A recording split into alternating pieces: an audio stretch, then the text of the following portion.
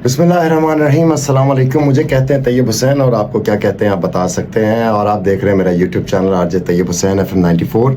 और आज जिस टॉपिक के साथ मैं हाज़िर हूँ वो है पाकिस्तान में आने वाले एक स्कॉलर के ऊपर बात करूँगा मैं। जी हाँ, ज़ाकिर नाइक साहब पाकिस्तान तशरीफ़ लाए हैं, और वही पैंट कोट और वही जालीदार टोपी, और बहुत ज़्यादा क्रिटिसिज्म का शिकार हैं आजकल। और हिंदुस्तान से ये क्रिटिसिज्म का सिलसिला शुरू होता है और बात होते होते पाकिस्तान तक आ जाती है। और पाकिस्तान के बड़े शहरों में इस्लामाबाद, लाहौर और कराची में उनके खुतबात रखे गए, और बड़ी तादाद में लोग उनको सुनने गए, और कंट्रोवर्सीज क्रिएट हुई वहाँ पे। क्वेश्चन सेशंस में कुछ टीवी अदाकार भी वहाँ पहुँचे, और कुछ मुस्लिम कम्युनिटी और कुछ क्रिश्चियन कम्युनिटी भी पहुँची, और क्रिश्चियन कम्युनिटी को लेके कुछ डिबेट्स भी हुई।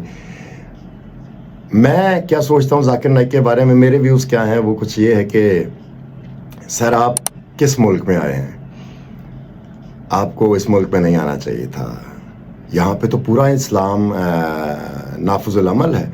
यहाँ पे खालिस दूध मिलता है, यहाँ पे खालिस दवाएं मिलती हैं, यहाँ पे मिलावट नहीं होती, यहाँ पे सूद नहीं लिया जाता, यहाँ पे रिश्वत नहीं ली जाती, यहाँ पे चोरी नहीं होती है, यहाँ पे एक रेप नहीं होते हैं, यहाँ पे मुनाफाखोरी नहीं ली जाती है, यहाँ पे जुआ नहीं खेला जाता, यहाँ पे शराब नहीं पी जाती, यहाँ पे 29 रोज़े रख कर और चांद रात की बुकिंग नहीं होती तवाइफ़ों की। हम बहुत अच्छे मुसलमान हैं। आप किधर आए हैं, क्या समझाने आए हैं आपके? हम मुसलमान नहीं हैं, हम सब जानते हैं मुसलमान हैं। हमारे जुमे की नमाज़ें देखें आप, हमारी ईद के खुतबात देखें, उसमें रश देखें, हजूम देखें। हम लोग दिली खुशियाँ मनाने वाले लोग हैं, हम भाईचारे को प्रमोट करने वाले लोग हैं, हम साए के हक़ का ख्याल रखने वाले हैं, हम ज़कात वक्त पर अदा करने वाले लोग हैं। आप किनको समझाने आए हैं? हमें आपका इस्लाम नहीं चाहिए। आप जो इस्लाम बता रहे हैं वो हमें नहीं चाहिए। एक्सक्यूज़ मी, ज़ाकिर नाइक साहब का पाकिस्तान आना इस बात की दलील है कि पैगाम पहुंच के रहता है। हर चीज़ के दो एस्पेक्ट हैं। आज मैं पहली एपिसोड में जिस पे बात करने जा रहा हूँ वो ज़ाकिर नाइक साहब एक आलिम दीन नहीं है, एक रिलीजियस स्कॉलर नहीं है, एक डॉक्टर हैं, डॉक्टर ऑफ स्टडीज़ हैं।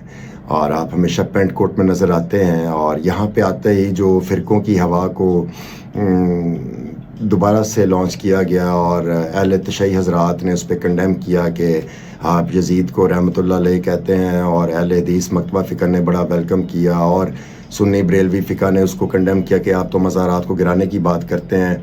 तो इस तरह से लेके कंट्रोवर्सीज क्रिएट की गई हैं। मेरा ये मानना है कि सर जिस वक्त मुल्क में इन्फ्लेशन हो, IMF के कर्ज़े के नीचे हम दबे हों, मुल्क में अनस्टेबिलिटी हो, कारोबार तबाह हो चुके हों, लोगों को अपनी नौकरी और रोटी और बिजली के बिलों ने परेशान कर रखा हो, वहाँ पे इस तरह के पैगामात नहीं दिए जा सकते। हाँ, अगर आपको एड्रेस करना है तो मेरा सवाल उन तमाम बड़े आलमान दीन, मुफ्तियान दीन से है कि जो हमें आधी रात को उठा कर चाँद का ऐलान कर देते हैं कि सुबह ईद है। वो तमाम बड़े मकतबा फ़िक्र के मौलवी हज़रात, जी हाँ मौलवी हज़रात जो अपनी अपनी दुकानों को चमकाए हुए, उन सब के साथ आपको एक मीटिंग करनी चाहिए थी कि क्या आधी रात को ऐलान कर देना चाँद का और सुबह ईद कर लेना जायज़ है? इस पे ज़ाकिर नाइक साहब का स्टैंस लिया जाता है। क्या हमेशा सफ़ेद सूट पहन के और मूछें उतरवा कर ही बयानबाजी की जाएगी? इस पे स्टैंस लिया जाना चाहिए था। क्या एक बड़ा ब्रांड खोल कर 7,000 का कमरबंद बेचना जायज़ है? इस पर आपको स्टैंस लेना चाहिए था। क्या आपको शीशे वाले कमरे में बैठ के सिर्फ़ और सिर्फ अल्लाह और रसूल की बात करनी चाहिए, या हुक्कुल इबाद के लिए बाहर भी निकलना चाहिए? फिर आपको अपना टीवी चैनल भी बना लेना चाहिए, इस पे बात करनी चाहिए थी।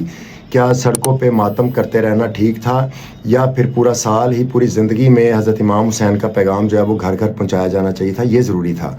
आपको इन मसाइल पे बात करनी चाहिए थी। आपको हुक्मरानों के साथ मुलाकात तय करके गरीब आवाम की भलाई के लिए बात करनी चाहिए थी। आपको सैयदना उमर के पैगामात को फैलाना चाहिए था। आपको नबी करीम सल्लल्लाहु अलैहि वसल्लम का चार्टर फैलाना चाहिए था, ना कि कॉमन इंसान जो कि अपनी दिहाड़ी तोड़ रहा है, रोज़ाना उजरत पे काम कर रहा है, उसे एंगेज करके उसके साथ मामलत को डील करना चाहिए था।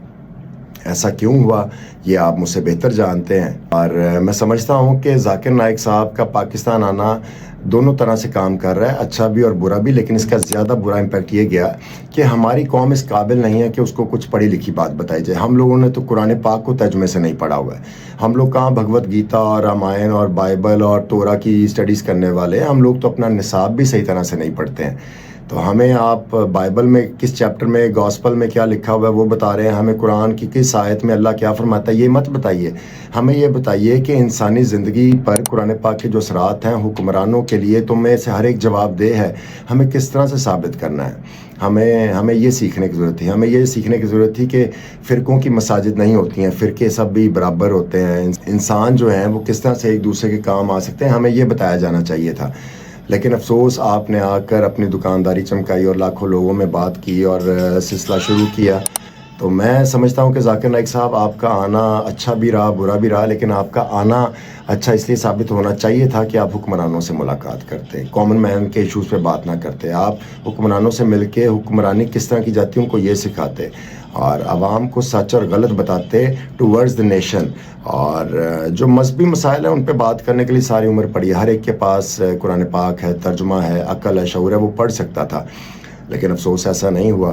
اور میں سمجھتا ہوں آپ ضرور آئیں جب ہم سٹیبل ہوں، جب ہم قرضے کی لعنت سے باہر نکل آئے ہوں، جب ہم سوشل ایول سے، سماجی معاشرتی برائیوں سے باہر نکل آئے ہوں، جب ہم ایک امت اور ایک نیشن بن کے آپ کی بات سننے کو تیار ہوں، تب آپ کو آنا چاہیے. تو آپ اس بارے میں کیا سوچتے ہیں مجھے ضرور بتائیے گا. اور آخر میں اتنا ہی کہ اگر آپ باشعور ہو کر شعور نہیں پھیلا رہے تو آپ مجرم ہیں. بس یہی بتانا تھا.